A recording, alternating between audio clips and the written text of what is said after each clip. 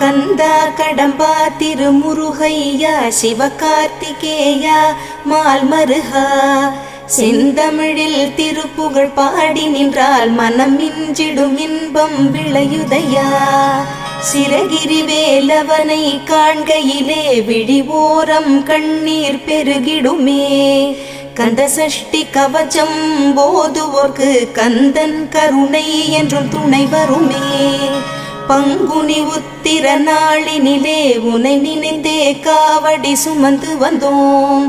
புன்னகை புரியும் ஷண்முகனே உன் சன்னதி தேடி ஓடி வந்தோம்.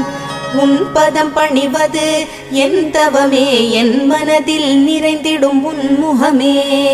ஷண்முக பிரிய குஹ குரு சரவணனே வந்தே இன்னருளை தர வேண்டும்.